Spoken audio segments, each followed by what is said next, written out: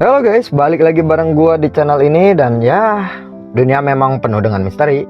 Kita nggak bakalan tahu apa yang bakalan terjadi besok.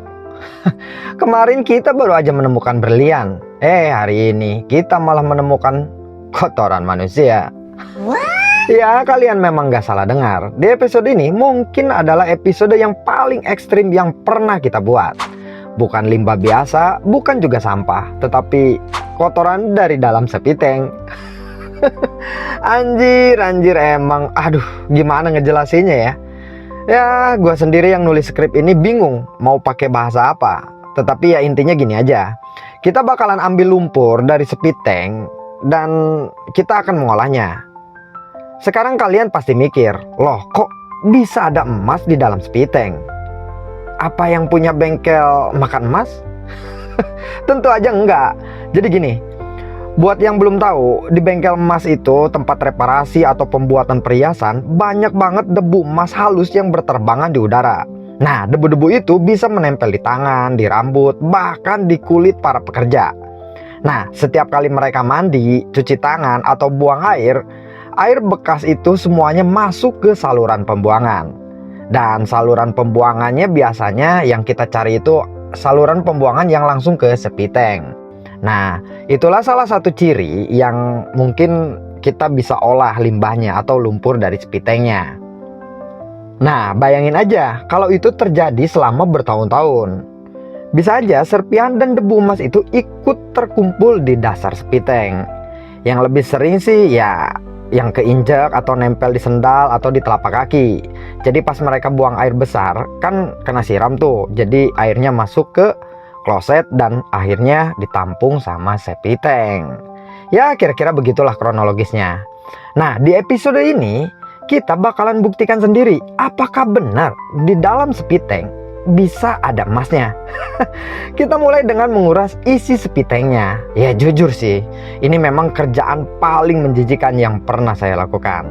Apalagi kita yang mengambilnya dengan cara manual alias pakai tangan.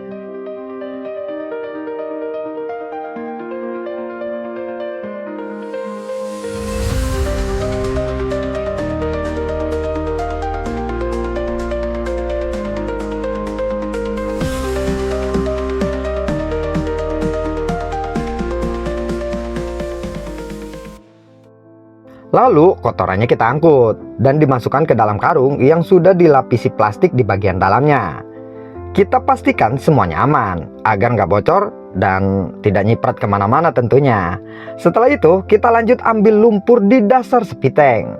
Pokoknya dikuras bersih sampai habis dan sampai tidak ada yang tersisa.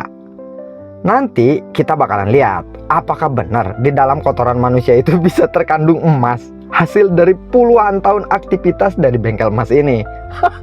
Jujur ini benar-benar kocak sih. Dan benar-benar tidak terlintas dalam pikiran gua. Oh bos. Ya saya sendiri benar-benar penasaran. Kalau sampai benar ada emasnya di dalamnya, aduh ini luar biasa sekali. Ini bakalan jadi penemuan paling gokil yang pernah saya temui selama ini.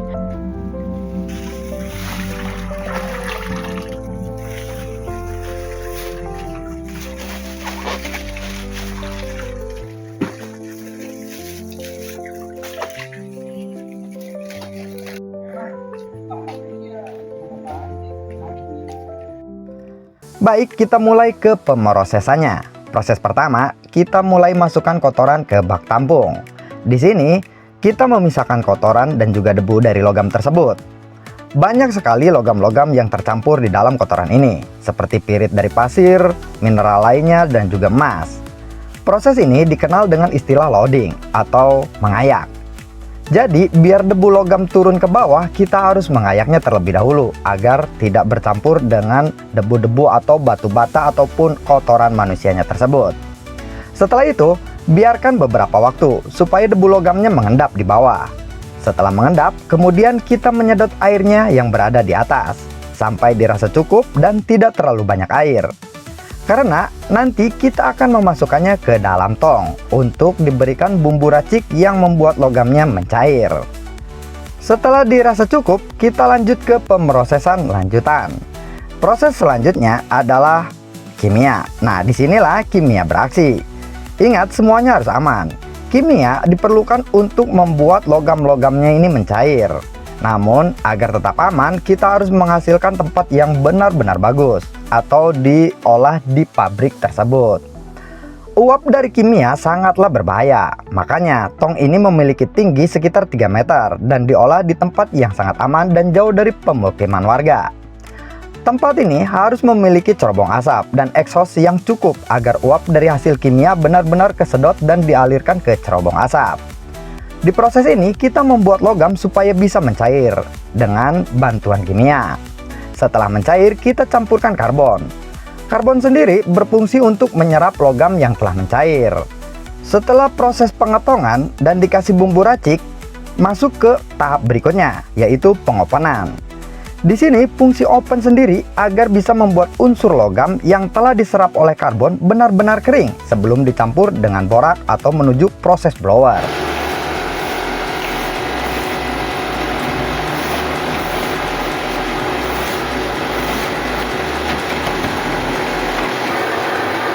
Jadi tinggal di blower.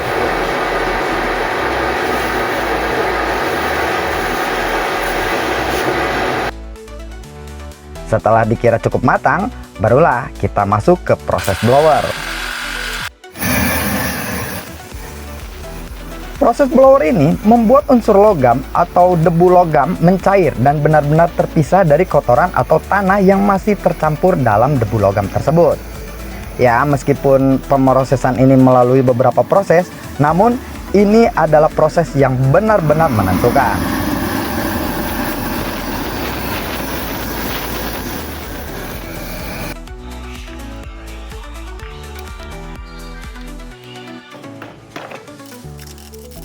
Setelah selesai di blower, lanjutlah kita ke proses akhir, yaitu cuci kimia. Setelah blower, kita akan mendapatkan puton seperti ini. Puton sendiri adalah campuran dari segala jenis logam, ya termasuk emas dan banyak lainnya seperti tembaga, perak, dan juga timah. Nah, setelah itu kita baru mencuci kimianya atau cukim. Cukim adalah proses akhir atau finishing agar kita bisa mendapatkan emas. Dan setelah proses cukim selesai, ini dia bentuk emas yang telah melalui proses cuci kimia.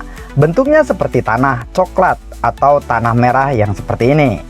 Sekarang kita tinggal menyatukannya dengan cara dibakar.